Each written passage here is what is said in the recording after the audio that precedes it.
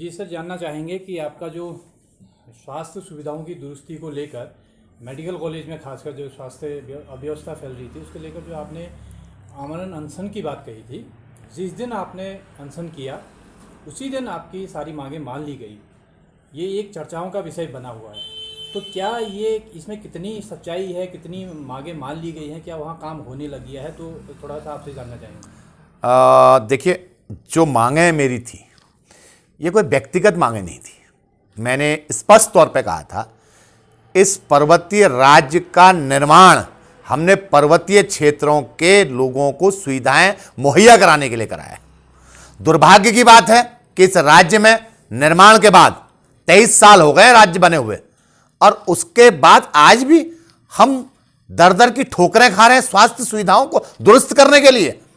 इसके लिए मैं लगातार पिछले कई महीनों से मैंने प्रयास किया, मुख्यमंत्री जी को पत्र भेजे और मैंने मेडिकल कॉलेज के प्राचार्य से भी बात की।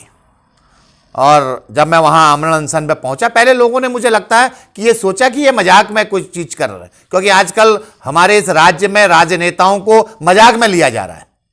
उन्हें यह समझा जा रहा है कि इन्हें ऐसी बेवकूफ बनाया जाएगा, क्योंकि अफसरशाही पिछले 8-10 सालों से मैं देख रहा हूं बहुत हावी हो गई है। यह दुर्भाग्य है इस राज्य का, जिस राज्य में महिलाओं ने, छात्रों ने घरों से निकलकर इस राज्य आंदोलन की लड़ाई को लड़ा था, आज वहां अफसरशाही इतनी हावी हो गई है कि वो राजनेताओं को, यहां के जनप्रतिनिधियों को मजाक में लेते हैं। जब हम वहां पहुंचे तो तब उनके हाथ पांव फूले, क्योंकि हजारों की तादाद में लोग पहुंच गए, बिना बुलाए लोग आए थे। लोग अपने बच्चों को, छोटे छोटे बच्चों को लेकर वहां पहुंच गए। तो मेरी, क्योंकि बहुत छोटी छोटी मांगे थी, हमने कहा एमआरआई मशीन चलवा दो, हमने कहा आपका ऑपरेशन थिएटर पथरी का, गॉल ब्लैडर का ऑपरेशन हो रहा है, 70-80 हजार 1 लाख रुपए हल्द्वानी में प्राइवेट नर्सिंग होम में लोगों को ऑपरेशन कराने पड़ रहे हैं। तो जैसे ही मैं पहुंचा, काफी देर की वार्ता हुई, और उस वार्ता के बाद, क्योंकि ऐसा नहीं है कि लगभग 4 बजे के आसपास हमें वो पत्र मिला है, और हमने उस पत्र के आधार पर अपने अनशन को स्थगित किया है। हमने अनशन खत्म नहीं कर दिया, हमने उनको 1 मई तक सभी जो हमारी 10 के 10 बिंदु थे, उस 1 मई तक हमने 10 के 10 बिंदुओं पे पूर्ण रूप से काम करने की बात कही है। और उसके एवज में मैं लगातार उनका प्रधानाचार्य डॉक्टर भैंसोड़ा का और डॉक्टर पांडे का भी धन्यवाद करना चाहता हूं, क्योंकि उन्होंने लगातार मुझे बुलाने का भी काम कर रहे हैं। मैं परसों भी वहां गया था, मैंने देखा लगभग ओटी पूरा तैयार हो गया है, ऑपरेशन थिएटर पर काम प्रारंभ होने वाला है, क्योंकि ऑपरेशन प्रारंभ हो जाएंगे। आईसीयू, एनआईसीयू चालू कर दिया गया है। ब्लड बैंक की सड़क, क्योंकि कार्यदायी संस्था राज्य की बाहर की संस्था उत्तर प्रदेश निर्माण निगम है, उन्होंने भी किसी अन्य कंपनी को काम दे दिया। काम में बहुत ढिलाई बरती जा रही है, तो मैं वहां गया हूं, मैंने उस सड़क को भी ठीक करने की बात कही है।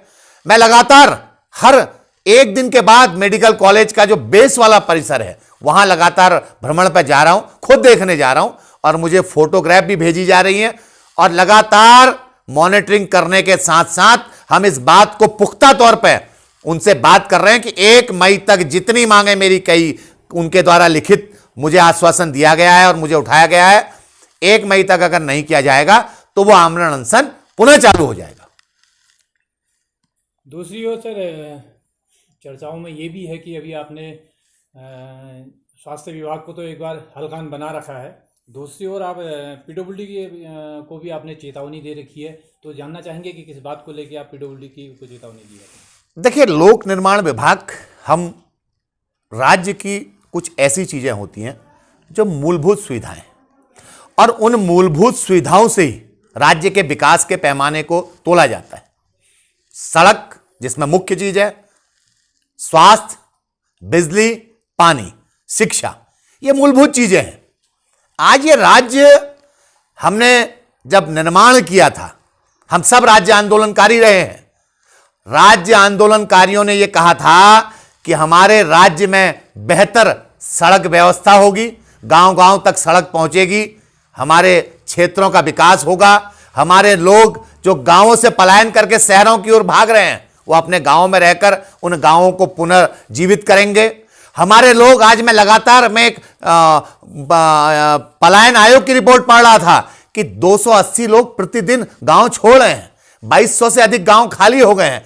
ये राज्य के प्रहरी थे गांव, ये लोग राज्य के सजग प्रहरी थे। अगर कहीं सीमाओं में कुछ गड़बड़ हरकतें होती थी तो ये लोग सूचना देने का काम करते थे अपने सीमा से। और आज हमारे ही राज्य के लोग अपने राज्य के गांवों को छोड़ने के लिए बाध्य हो गए हैं। तो मैंने कहा है ये पर्वतीय राज्य है, इस पर्वतीय राज्य में भ्रष्टाचार कतई बर्दाश्त नहीं किया जाएगा।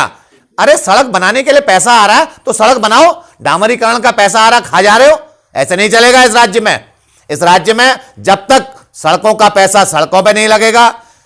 अल्मोड़ा के आसपास अगर आप देखिए क्या स्थिति है आंतरिक मार्गों की, ये गैस गोदाम को ऊपर को चल जाइए, आप रानीधारा मार्ग में चले जाइए। विभाग केवल टेंडर लगा देने से विभाग का जिस समय अपने लोगों को आप सिलेक्शन बॉन्ड बना के काम देते हैं उस समय आप व्यवस्था कर लेते हैं, उस समय पैसे की व्यवस्था हो जाती है, उस समय टेंडर भी आपके लगाने की आवश्यकता नहीं पड़ती। लेकिन जिस समय जनता की जरूरत होती है उस समय आपके पास ठेकेदार नहीं होते। आप जितनी सड़कें हैं, प्रांतीय खंड को भी हमने लिखा है, हमने निर्माण खंड को भी लिखा है। भैंसिया छाना वाले मार्ग को चले जाइए, अगर आप बाड़ीछीना से ऊपर सेराघाट को बढ़ते हैं कैसी स्थिति सड़कों की है। आप हमारे गरगूठ वाली रोड को ले लीजिए, हमारी लोधिया से केवल 3 किलोमीटर बचा हुआ है जो चौंसली से अंदर, चौंसली से हमारा कोसी बाईपास आज किस स्थिति में है। पिछले 5 साल से हम 3 किलोमीटर रोड नहीं कटा पाए हैं। हमारी कर्नाटक खोला रेलापाली सरकार की आली जो मुख्यमंत्री 2014 में हरीश रावत जी ने घोषणा की थी, हमने फॉरेस्ट क्लियरेंस भी करा दिया, अभी तक आपने उसका मुआवजा नहीं बांटा है। आप गैराड़ से चले जाइए धौलछीना को मिलाने वाली सड़क को, कैसी स्थिति है। अरे कैसे चलेगा, इस राज्य को कहां को ले जा रहे हो। ये अधिकारियों को पुनः चेतावनी दी है, ऐसे नहीं चलने देंगे राज्य को। अब पहाड़ का पहाड़ी जाग गया है। हमने नारा दिया था राज्य आंदोलन में, बोल पहाड़ी अल्लाह बोल, बेईमानों की कलाई खोल। अब इन बेईमानों के शीशों में पत्थर मारने का काम हमारे युवा करेंगे। अगर ये नहीं माने, नहीं चेते तो अब इनको चेताने का काम किया जाएगा।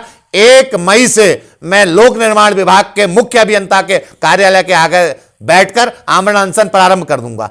ऐसे नहीं चलेंगे। मैंने उनसे कहा है, अभी समय दिया है उनको। हम ये नहीं है कि उनके ऊपर कोई दबाव बना रहे हैं। हम किसी काम, हमने कभी मेडिकल कॉलेज में नहीं कहा होगा किसी से कि हमारे किसी व्यक्ति को नौकरी में लगा दो। हमने नहीं कहा होगा किसी अमुक व्यक्ति को ठेका दे दो। हम उन राजनीतिक लोगों में नहीं है कि लोगों को एडजस्ट कराने की बात करें। हमने किसी पीडब्ल्यूडी के अधिकारी से नहीं कहा होगा कि सिलेक्शन बॉन्ड बनाकर अमुक व्यक्ति को काम दे दो। अरे हम तो ये कह रहे हैं जो आपकी जिम्मेदारी है, जिसका आपको वेतन मिल रहा है, जिसकी आप तनख्वाह ले रहे हो, उस काम को बेहतर तरीके से करो। आज राष्ट्रीय राजमार्ग के अधिकारियों से भी मेरी बात हुई है। मैं धन्यवाद देना चाहता हूं गडकरी जी का, एक व्यक्ति लगातार अच्छा काम कर रहे हैं, उनसे भी हमने मिले। आप अगर लोधिया से कोसी तक चले जाइए, लगभग 500 मकान ध्वस्त हो जाएंगे। सड़क का चौड़ीकरण होगा तो 500 मकान पूर्ण रूप से जमीन में आ जाएंगे। तो बाईपास का निर्माण क्यों नहीं होना चाहिए राष्ट्रीय राजमार्ग में। हम राष्ट्रीय राजमार्ग में बाईपास की बात कर रहे हैं। तो लोक निर्माण विभाग, चाहे वो प्रांतीय खंड हो, चाहे निर्माण खंड हो, चाहे राष्ट्रीय राजमार्ग हो, इन सब से हमने कहा है आप अपने कार्यप्रणाली को सुधारिए, आप कार्यप्रणाली को बेहतर करिए। और चीफ की जिम्मेदारी है, क्योंकि मुख्य अभियंता है, उनकी जिम्मेदारी मॉनिटरिंग करने की होती है। पहले उत्तर प्रदेश में एक चीफ होते थे, लखनऊ से आके भी मॉनिटरिंग करते थे। आज किस स्थिति में हम इस राज्य को ले जा रहे हैं। सैकड़ों चीफ बन गए हैं, सैकड़ों विभागों के अधिकारियों को आपने टुकड़ों टुकड़ों में बांट दिया है, फिर भी काम नहीं हो रहा। ऐसे नहीं चलेगा। अगर आप ऐसा काम करोगे तो मुझे मजबूरन आपके खिलाफ आंदोलन करना पड़ेगा और उसकी पूर्ण जिम्मेदारी विभाग की होगी। एक और सवाल आपसे सर, वैसे भी आपको ये लोगों में एक चर्चा है कि आम आदमी की आवाज़ जो है वो बिट्टू कर्नाटक है। ये सब जगह लोग कहते हैं कि अगर हमारी आवाज़ कोई है तो वो है, युवाओं की आवाज़ है तो बिट्टू कर्नाटक है। बीच में आपका एक बयान और पढ़ रहा था मैं कि पानी को लेके आपने जल संस्थान को एक चेतावनी दी थी। पानी गंदा आ ही रहा था, उस पर कोई नहीं बोला, तो वो पानी को लेके क्या है करना। देखिए, मेरी जल संस्थान के अधिकारियों से लगातार बात भी हुई और मैंने उनसे कहा भी, अधिशासी अभियंता से भी मेरी बात हुई, उनके सहायक अभियंता से भी मेरी बात हुई, अवर अभियंता से भी मेरी बात हुई। मैंने कहा जो पेयजल है, अब अल्मोड़ा का दुर्भाग्य है यहाँ के जनप्रतिनिधि मौन व्रत में, चाहे वो सत्ता पक्ष के हों चाहे प्रतिपक्ष के हों, हमें मौन व्रत तोड़ना पड़ेगा। आप इस मौन व्रत को खत्म करिए और अधिकारियों को थोड़ा सा उनके कार्य के प्रति सजग करिए। हम अधिकारियों को उनके कार्य के प्रति सजग नहीं कर पाते। यह हमारा दुर्भाग्य है। अल्मोड़ा जब से अगर थोड़ी बारिश आ जाए तो पानी सिल्ट के रूप में हमारा गंदा पानी हम पी रहे हैं। थोड़ा बारिश ना हो तो भाई सूखा पड़ जाएगा, हमें पानी नहीं मिलेगा। हमने 32 करोड़ की लागत से बैराज बनाया, कोसी में बैराज बनाया। हम इसीलिए कहते थे कि बरसीमी बांध की आवश्यकता है, बहुत पहले से चल रहा था। हमने कहा छोटे, इस राज्य में बड़े बांध नहीं, छोटे छोटे बांधों की आवश्यकता है। बरसीमी बांध अगर बन जाता तो इस अल्मोड़ा और उसके आसपास के क्षेत्रों में हम पर्यटन को भी बढ़ावा दे सकते थे, क्योंकि ये धार्मिक पर्यटन है हमारा। और इस राज्य का दुर्भाग्य है कि 23 साल में भी अभी भी हमारी सरकारें ये नहीं सोच पाई हैं कि हम राज्य को किस दिशा में ले जाएं। क्या हम यहां धार्मिक पर्यटन बढ़ाएं या हम दूसरे तरीके का पर्यटन बढ़ाएं, कुछ नहीं सोच पा रही हैं। तो मेरा कहना था कि हम अल्मोड़ा में कम से कम पानी तो साफ दे दें। मैंने अधिकारियों को स्पष्ट तौर पे चेतावनी दी है कि आप साफ पानी पिलाइए, ये जिम्मेदारी है, ये हमारे विभाग की जिम्मेदारी है। हम पानी का टैक्स दे रहे हैं, हम आपको पानी का मूल्य दे रहे हैं, उसके बाद भी पेयजल के रूप में अगर आप हमें सिल्ट पिलाओगे, गंदा पानी पिलाओगे तो पीलिया भी होगा, अन्य बीमारियां भी होंगी और उसका नुकसान अल्मोड़ा की जनता को हो रहा है। तो इस बात के लिए मैंने विभाग का ध्यान आकृष्ट करा और मुझे लगता है कि विभाग इस पर त्वरित कार्रवाई करेगा, क्योंकि इन कामों पर त्वरित कार्रवाई की आवश्यकता होती है। जब तक विभाग के अधिकारियों की कुर्सी को नहीं हिलाएंगे तब तक ये थोड़ा सा क्योंकि आत्ममुग्धता आ गई है अधिकारियों में, कार्य के प्रति सजग भाव नहीं है। पहले से मैं देखता था कि कार्य के प्रति लोगों में बड़ी ईमानदारी होती थी और लोग सोचते थे कि मेरी नैतिक जिम्मेदारी है। आज नैतिकता लगातार खत्म हो रही है, वो राजनेताओं की भी हो रही है, सामाजिक कार्यकर्ताओं की भी हो रही है और अधिकारियों की भी हो रही है। तो ये हम सबकी जिम्मेदारी है, ये हमारी नैतिक जिम्मेदारी है कि हम उन लोगों को समझाने का भी काम करें जो लगातार इस बात से भूल जा रहे हैं कि उनकी जिम्मेदारी क्या है। तो मैंने उनकी जिम्मेदारी उनको याद दिलाने का काम किया। और आगे भी मैं कहना चाहता हूं, इस जनपद में जो स्थितियां खराब हो रही हैं उन सभी चीजों को हम सुधारने के लिए लगातार प्रयास करेंगे। ये राजनीतिक कोई पार्टी का कार्यक्रम या मेरा व्यक्तिगत, लोगों को लगता है कि केवल हमारे यहां एक दुर्भाग्य हो गया, लोगों को चुनाव के समय में नेता याद आते हैं और ये चुनाव से हटके भी हमारी जिम्मेदारियां हैं। चुनाव तो 4-5 साल बाद शायद आएंगे, 2027 जनवरी के आसपास आएंगे, जिस चुनाव को लड़ने की हम लोग बात करेंगे। 2027 से पहले हम अपने क्षेत्र की बात, अपने क्षेत्र के विकास की बात, युवाओं की बात, मैंने अभी प्रधानमंत्री जी का एक लेख में अखबार में पढ़ रहा था। उन्होंने कहा है कि युवाओं को नशे से दूर रहना चाहिए, विशेष तौर पर शराब से दूर रहना चाहिए या अन्य नशों से दूर रहना चाहिए। लेकिन अगले ही दिन मैंने माननीय मुख्यमंत्री जी के जो कैबिनेट का फैसला देखा, उसमें गैस सिलेंडर के दाम तो कम नहीं हुए लेकिन ब्लेंडर के दाम कम हो गए। एक ब्लेंडर शायद कोई, मैंने तो आज तक ये चीज देखी नहीं, लेकिन जो सुनने में आ रहा है कि नशे को बढ़ाने के लिए सरकार और दुकानों को बढ़ा रही है। इस राज्य में हमने नारा दिया था, नशा नहीं रोजगार दो। हम कहते थे पहाड़ की जवानी और पहाड़ का पानी इस पहाड़ के काम नहीं आ रहा। लोगों ने कहना शुरू कर दिया सूर्यास्त पहाड़ी मस्त। लोग हंस रहे हैं हम पे। तो हम किस दिशा में इस राज्य को ले जा रहे हैं, ये हमारी सरकारों को सोचना चाहिए। भाई धाकड़ धामी बहुत धाकड़ बैटिंग कर रहे हैं। भारतीय जनता पार्टी के हमारे मित्र कहते हैं कि मुख्यमंत्री जी बहुत धाकड़ तरीके से बैटिंग कर रहे हैं, तो कुछ बैटिंग इस पहाड़ के क्षेत्रों को दिखनी चाहिए। उनकी धाकड़ता पहाड़ के राज्य के पहाड़ी जनपदों के दूरस्थ क्षेत्रों को दिखनी चाहिए, जहां सड़कें नहीं है। मैं कल अपने साल के पहले दिन हम बिमलकोट गए।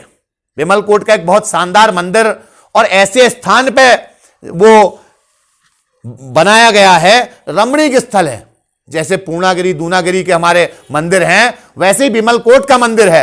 लेकिन दुर्भाग्य की बात है, उस सुंदर स्थान पे आज सड़क की स्थिति बहुत खराब है। कैसे वहां के लोगों ने वो व्यवस्था को बनाया है, मैं तो उन्हें साधुवाद देना चाहता हूं। लेकिन सरकारों की ओर से एक वो फॉरेस्ट की जमीन और वो रोड अभी तक ट्रांसफर नहीं हो पा रही है। हम वहीं से धार्मिक पर्यटन को जोड़ते हुए जागेश्वर जोड़ सकते थे, वहीं से हम आगे बढ़ाने के गंगोली हाट के पाताल भुवनेश्वर को जोड़ सकते थे।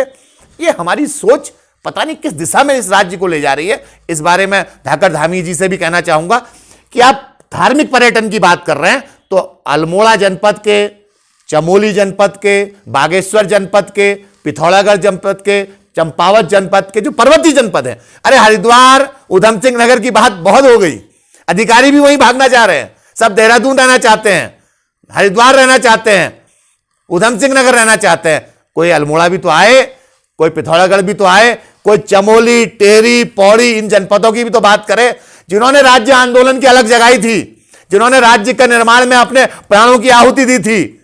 लोगों ने अपने प्राण दे दिए और आज हम केवल सत्ता के लाभ लेने के लिए केवल कुछ ही चीज करते रहें, ऐसे नहीं चल पाएगा। अब हमें पहाड़ी को जगाना भी है और पहाड़ी जाग भी रहा है। नहीं जागेगा तो हम पूरे प्रदेश में घूम घूम कर अपने पहाड़ी युवाओं को जगाने का काम करेंगे और पहाड़ की बात करने वाले लोगों को आगे लाने का काम करेंगे।